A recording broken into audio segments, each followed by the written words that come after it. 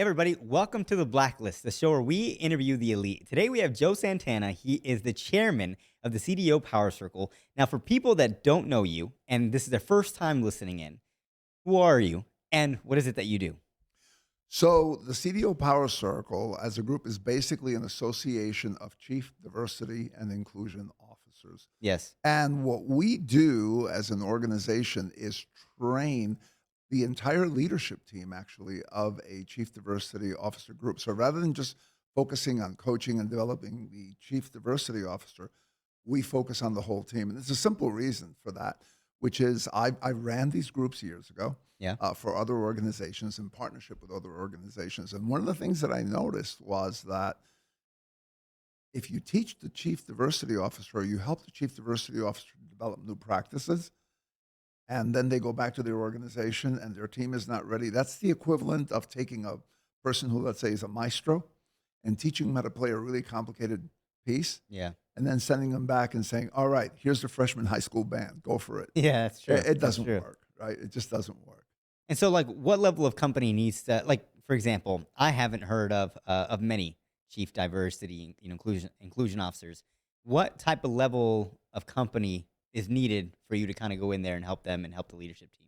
Yeah, so generally, the kind of companies that have chief diversity officers are usually pretty large organizations. So we're talking about some of our members are like Sony Pictures, Yeah. Entertainment, Mass Mutual. So they're fairly large companies.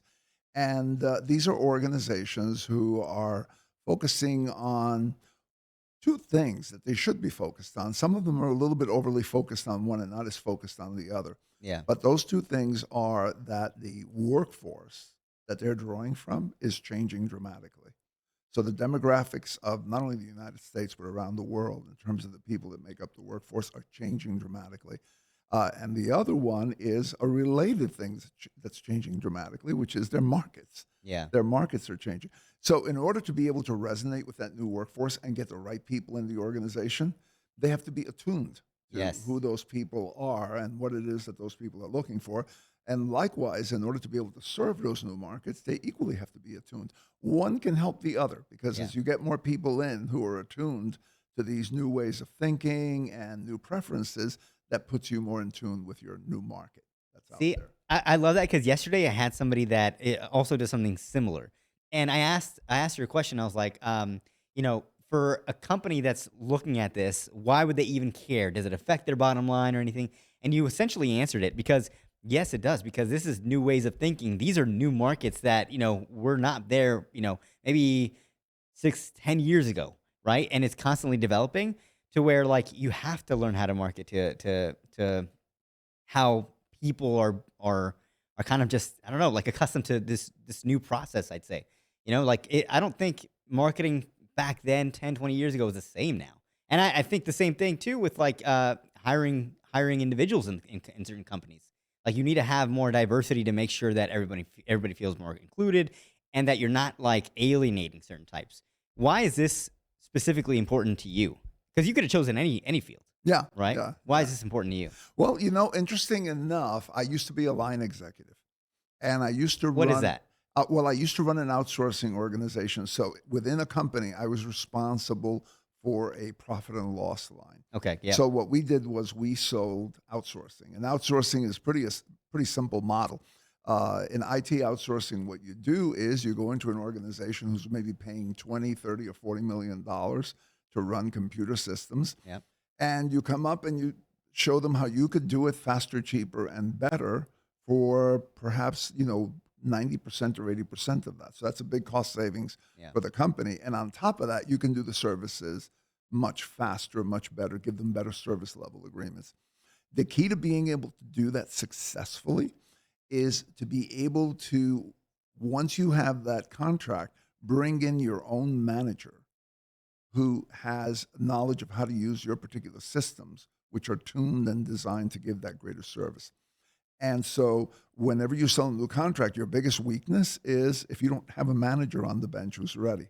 So, at yeah, some point, as the organization was selling more and more and more, one of the things that I found was that our bench was getting smaller.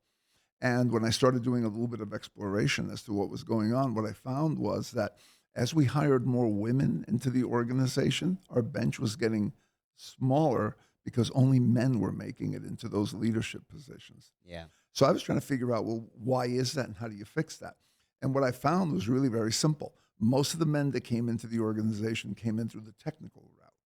Most of the women that came into the organization came in through the administrative route. So they were doing the help desk, logistics, et cetera. Yep. The men were doing computer repair and software. We had a training program that we put people through who we thought were going to be really good candidates for management that would eventually put them on that bench.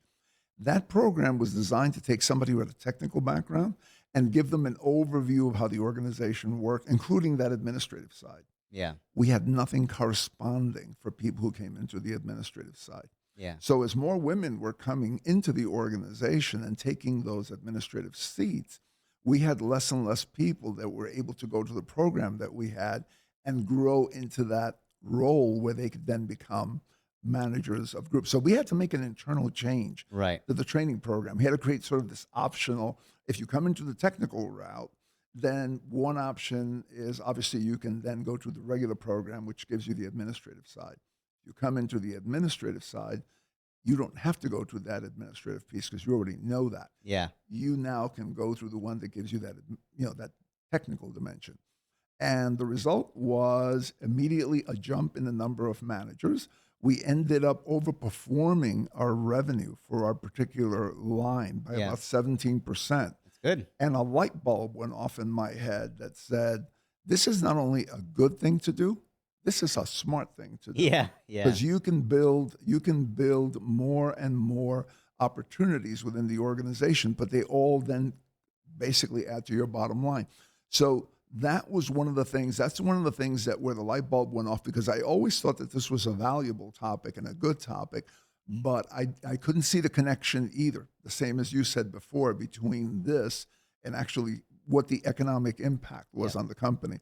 Once I saw that, I moved into this particular area, and I've been working with organizations to literally help them to make that connection, because in many cases, organizations are still traditionally trying to do well, we need to get more women in the organization, or we need to get more of another group in the organization. And it's all done within HR. It's more like a cultural thing versus the economics and increasing the bottom line thing, right? Exactly. It's done more as we're a good company and we Yeah. want to extend opportunity to everyone. But what a lot of organizations don't realize is that as we've been demographically changing, this has gone from being a good thing, which I found out through my own experience was also a smart business thing, to being an essential thing that you have to do.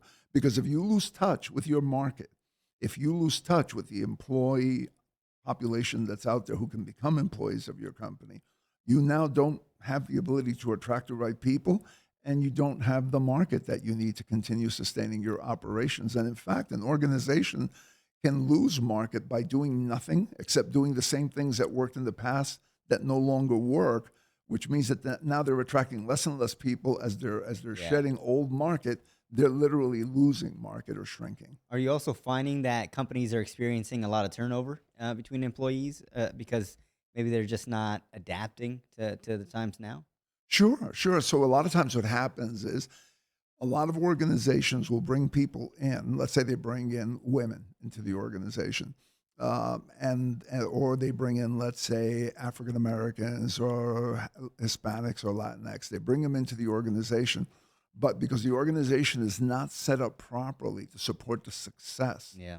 of these new employees, they tend to leave. So, case in point, I was sharing with someone else earlier is organization that I worked with several years ago was really successful at recruiting women from nice colleges and universities, so they brought them in.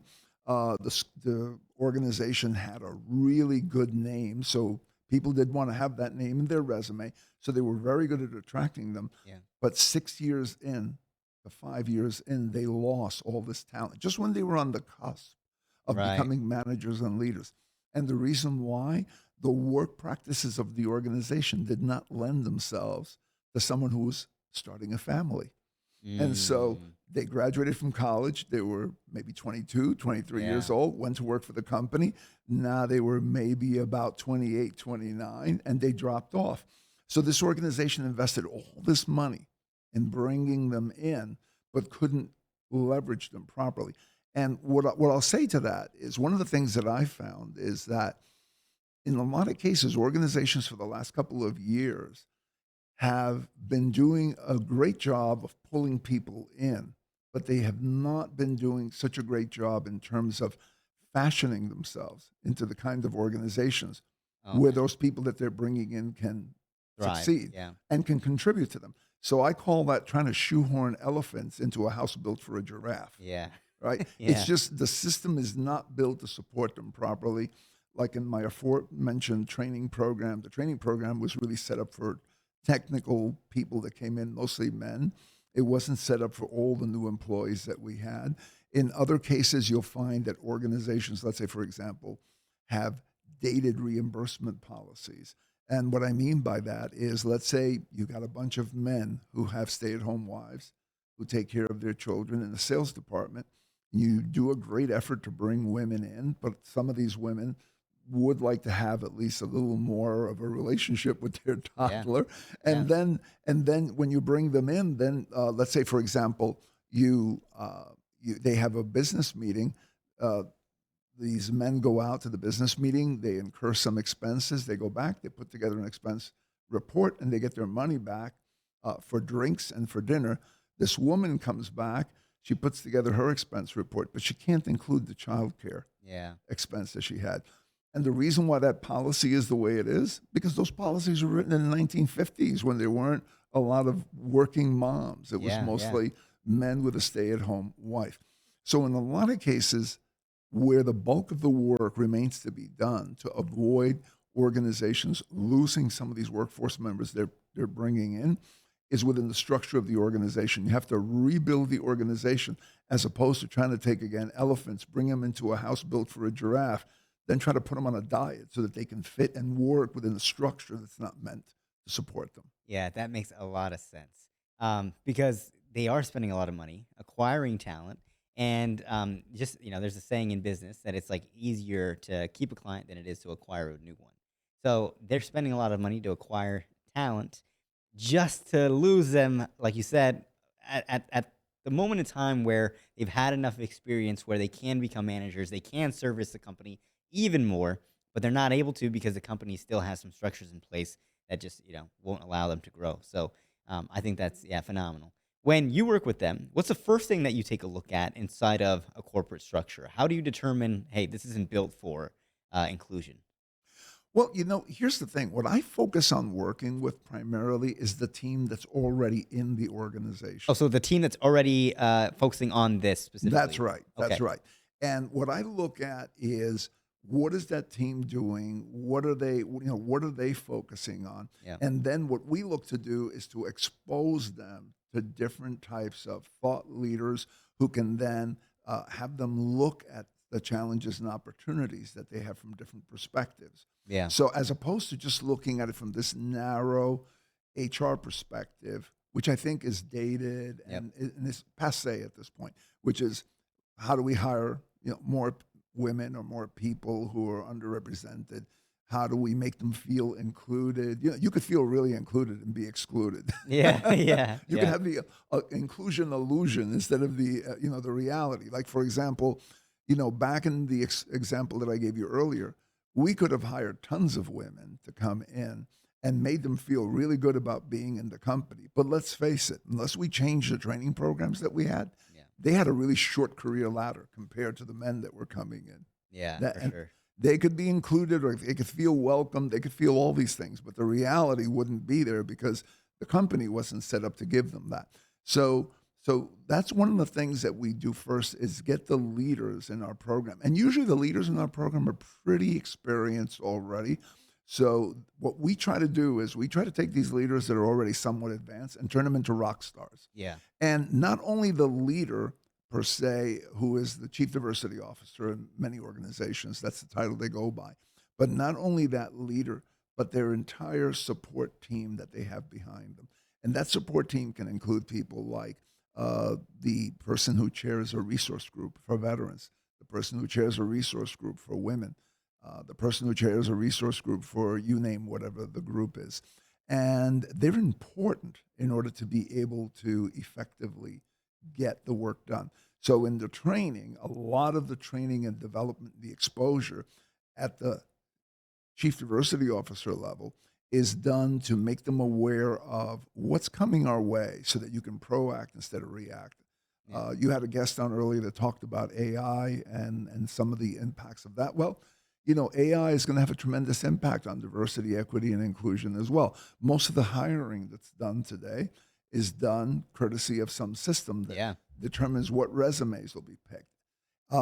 Sometimes salary setting is done by those systems as well. Those systems have the biases of historical information that's used to train them, as well as the people who program them. Yeah. So DEI leaders need to look at that as opposed to just focusing on the blocking and tackling that's was done in the past. And then you need these other groups to be there to support them by being able to provide feedback, being able to provide support to new employees that come in. And those people who are part of those groups need training and development as well to Yeah. do that. When you do work with a company, how long do you typically work with them for?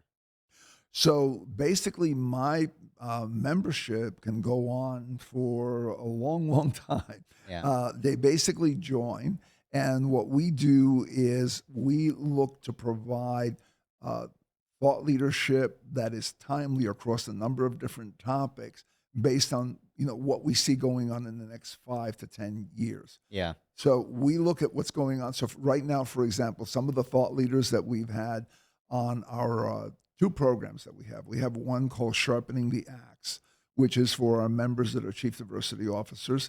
And then we have one called the ERG Power Talk Discussions. Those are for your employee resource group leaders and chairs. And what we do there is we bring in guests to expose them to things like, for example, artificial intelligence, which Yeah. I talked about before. How is that going to impact your efforts, and how are you going to be able to put your handprint on that? How are you going to be able to affect that in a positive way?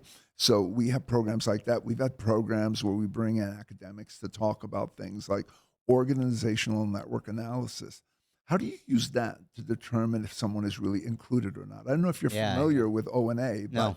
so organizational network analysis, what it does is it analyzes what are the connections between people in an organization informally. So you have the formal chart that shows this is the CEO, these Yeah. The people org chart. report to them, et cetera. Yeah. But there are actually a lot of informal relationships that happen in an organization that make things possible. People know who to call for a certain thing or who to go to when they need certain types of support. Those informal charts can give you a really good window into who's included or not excluded. So Yeah. let's say you hire a woman in an organization that's predominantly male, and you do an organizational network analysis map, and you discover, lo and behold, she might feel included, but she's actually not part of any of the connections that are important to getting anything done. Yeah. So I think that's a better barometer for how inclusive an organization is. So we bring in people like that. We have academics that talk about things like the unconscious biases and what's developing in that particular area. So a lot of what we do is designed specifically to get those leaders to think differently about this, to see what's coming and start preparing for it. And what I like to say is that we don't necessarily run any programs inside the organizations that are our members, but what we do is we help them to build a rock star team Yeah. of diversity, equity, and inclusion leaders from the top all the way through, so that those people then are in a position to proact and in the position to help them to meet the needs of their employees and their markets. Have you ever experienced maybe you know and maybe this is the wrong term, but like a few bad apples that like are not necessarily they say they want to do it, but like when it comes to actually executing, they just don't end up moving forward, and because of that, they don't end up seeing any results. Yeah, sure. And a lot of times that those bad apples, if we want to call them that, a lot of times that's not the result of some, evil plan to be Right, right. resistant. It's actually because they don't see how all of this connects together to their business and how it can have a positive impact on their business. They think of it as I have a business and my business is to sell this widget or this particular Yeah. uh, consulting service. And then I do this other thing over here because it's either required by the law in order for me to have government contracts, or it's required because I'll have a bad image. If I don't do it, I'll look like a bad employer. Yeah. So it's being done as this bolt on, and it's not seen as part of the overall business strategy. Right. It's not seen as by doing this, I'm able to attract top talent. I'm able to retain and leverage and get the most out of every one of those people that I have. Yeah. And I'm able to address the needs of my markets more effectively because I understand the mind of my market by understanding my employees.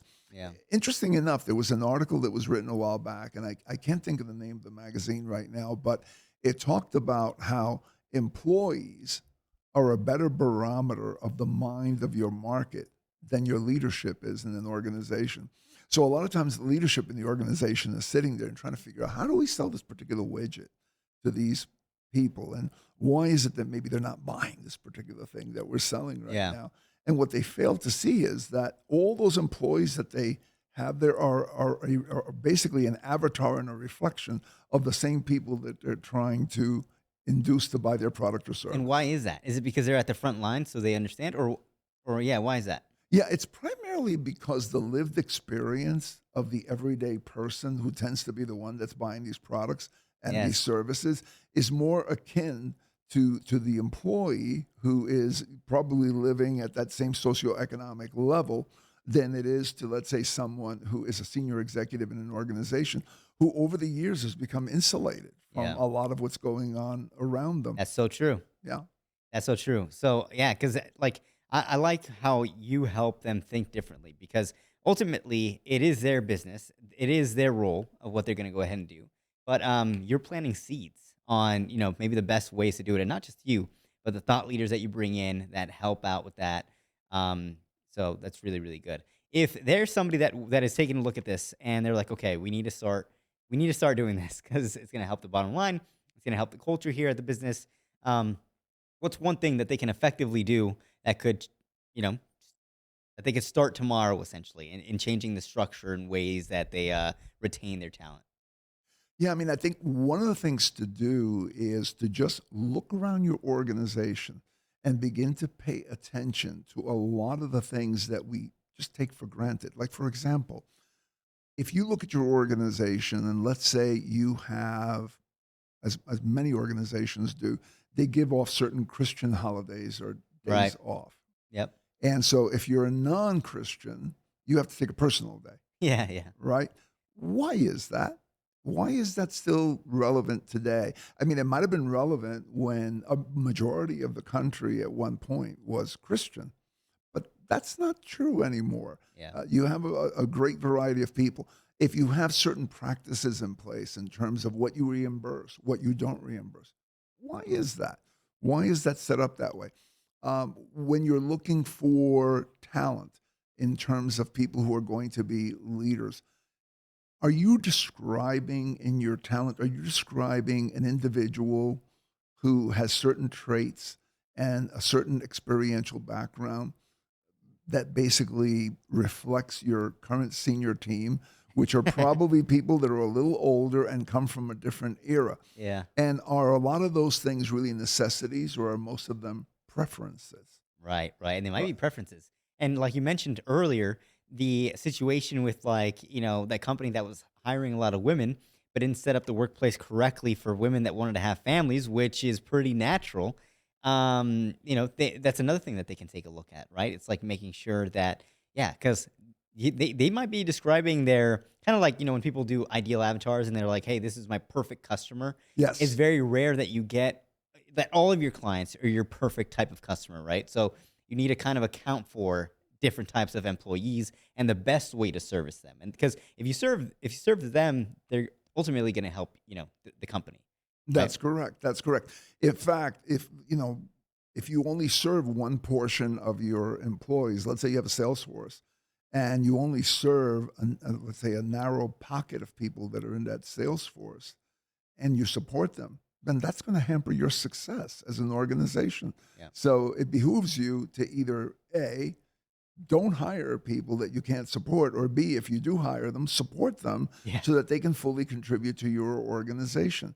And essentially look at this more as a management business strategy as opposed to something that you're doing only isolated here in HR as a way of being able to check boxes off on compliance or make a PR statement about who Yeah. you are as an employer. Make it real. If you spend money on it and you don't make it real, you're not going to get the value out of it. I mean, right now, you can probably check off a couple of the compliance boxes, but there are a lot of investors out there today who are looking at organizations, and you've probably heard the term ESG, environmental, social, and governance, which Yeah. is used to describe investors who are using this risk matrix to determine, Yes. is this company, is this company on solid footing? So on the environmental side, are they a polluter? Are they an extractor that's damaging the earth who might get sued and I might lose my stake in the company? Right. Or are they a solid organization? On the social and governance side, it's more looking at, is this a company that can hire and effectively deploy people from the modern workforce? And they're looking at that because they're putting money into the company and they want to make sure the company is economically sound. A lot of these DEI efforts that organizations will talk about, well, we've got this, and we put out a banner on our website for LGBTQ during June, and a lot of that performative stuff like that is not going to get you to the place you need to be an effective competitive company in the Yeah. future. They're just doing the I portion. They're just doing the inclusion portion for that, for that period. They're not actually trying to focus. Yeah, Yeah. it's eye candy at that Yeah. point. It's not something that is really impacting the inside of the organization. And so again, going back to that question that you asked before, one of the most effective things that you can do is look inside your organization and ask yourself, are we set up to support and effectively deploy the people that we're bringing in? In other words, if we were formerly a house for giraffes, did we bang out some walls and reinforce the floor and make changes so that when we invite the elephants in, they can move around, they can get some work done?